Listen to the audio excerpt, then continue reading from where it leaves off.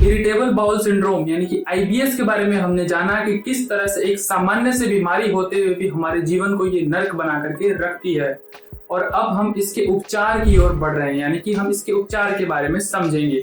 तो सबसे पहले ये आती है बात कि कहाँ से इसकी शुरुआत करनी चाहिए, यानी कि शुरुआती स्तर पर किन किन पहलुओं के ऊपर हमें काम करना चाहिए। शुरुआती स्तर में आईबीएस को ठीक करने के लिए कहाँ से शुरुआत करनी चाहिए ताकि हम बड़ी सहजता के साथ, बड़ी आसानी के साथ इसको ठीक कर पाएं। आज की वीडियो में हम इसी के ऊपर बात करने वाले हैं। तो आइए बिना समय गवाए इस वीडियो को शुरू करते हैं। सादर प्रणाम, मैं विशाल एक बार फिर से स्वागत करता हूं आपका अपने यूट्यूब चैनल सनातन मार्ग पर। सनातन मार्ग चैनल देता है आपको आयुर्वेद और स्वास्थ्य संबंधित सटीक जानकारियां सही ग्रंथों से। यदि आप इन सभी जानकारियों को प्राप्त करते रहना चाहते हैं तो चैनल को अवश्य सब्सक्राइब कर लें। आयुर्वेद का विस्तार करने के लिए इस चैनल को अवश्य शेयर करें। आईबीएस या गृहिणी रोग की चिकित्सा की जो शुरुआत होती है वो होती है हमारे मन से, यानी कि हमें प्रिपेयर होना होगा कि हमें इस बीमारी को ठीक करना है। हमें अपने मन में संकल्प लेना होगा। मैं ऐसा इसलिए कह रहा हूँ कि मॉडर्न साइंस भी ऐसा मानती है कि ये एक साइकोसोमेटिक डिसऑर्डर है, यानी कि जिसमें मन और पेट दोनों का ही समावेश होता है। और आयुर्वेद भी यही कहता है कि मन और शरीर दोनों ही इसमें इन्वॉल्व होते हैं।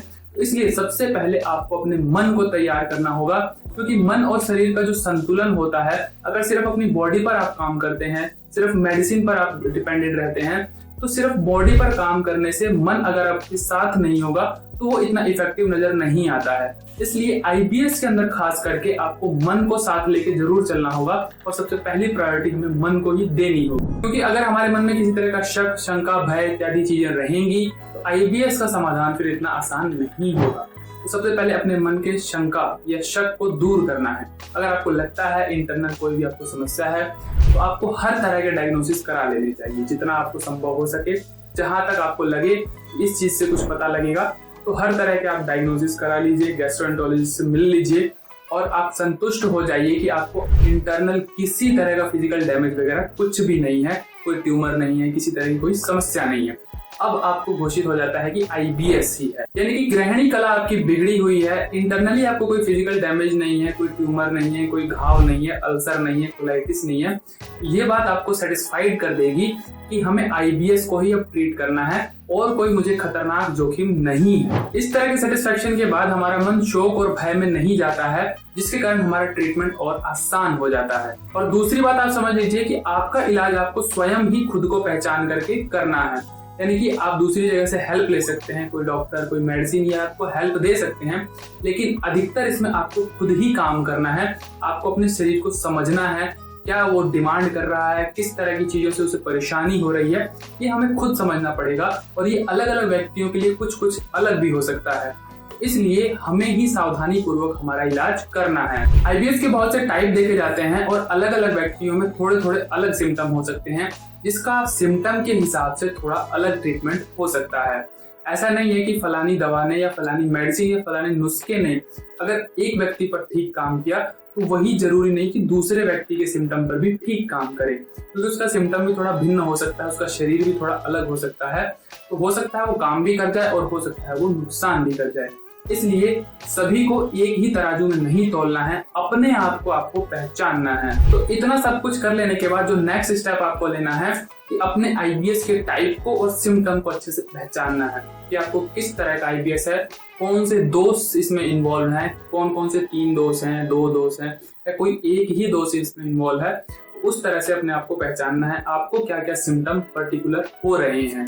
फिर वहां से जो दूसरा स्टेप होता है अपने खान पान या डाइट को मेंटेन करना है। वो कैसे करेंगे कि आपको पहले सिर्फ ये देखना है कि कौन सी चीज आप जो खा रहे हैं वो आपको समस्या दे रही है या कौन सी चीज से आपको खास समस्या नहीं हो रही है। जैसे आपने आज कुछ भी खाया और शाम तक या अगले दिन तक आपको बहुत ज्यादा तकलीफ बढ़ गई, तो ऐसा समझ लीजिए कि वो चीज आपको नुकसान दे रही है, उस चीज से आपको परहेज ही रखना है। और वीडियो की स्टार्टिंग में मैंने खास करके कहा था कि आपका मन इस ट्रीटमेंट में इन्वॉल्व पूरी तरह होना चाहिए और इसकी संकल्प शक्ति बहुत मजबूत होनी चाहिए।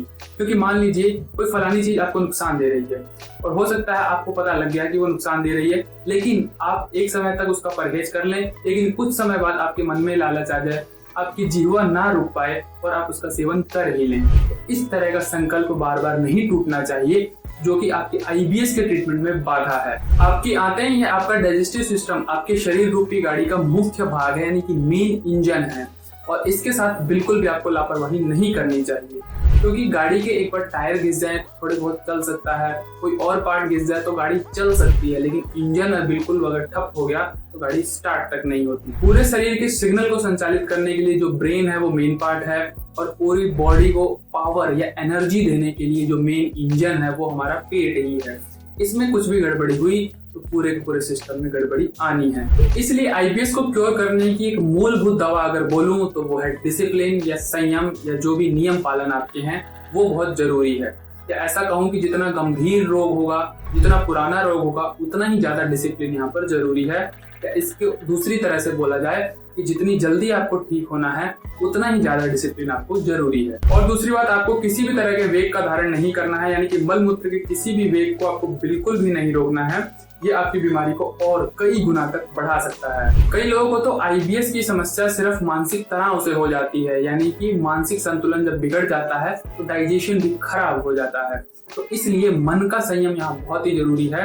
आपको किसी भी तरह की चिंता, शोक, पारिवारिक कलह या देश दुनिया की जो भी आपको समस्या है, डिप्रेशन है, उसके कारण से उस सभी को धीरे धीरे त्याग देना है, और जिसमें आपकी आध्यात्मिक सहायता कर सकता है। तो आयुर्वेद का मूल सिद्धांत भी यही है कि तन को स्वस्थ बनाने के लिए आपके मन का स्वस्थ रहना बहुत ही जरूरी होता है, और तन मन के इस संतुलन से ही हम आईबीएस जैसी समस्या को हरा सकते हैं या इसे ठीक कर सकते हैं। तो संकल्प लीजिए और अपने मन को तैयार कीजिए अपनी समस्याओं को दूर करने के लिए। आगे मिलेंगे अगली जानकारी के साथ, नेक्स्ट इन्फॉर्मेशन के साथ। आज के लिए इतना ही, सर प्रणाम।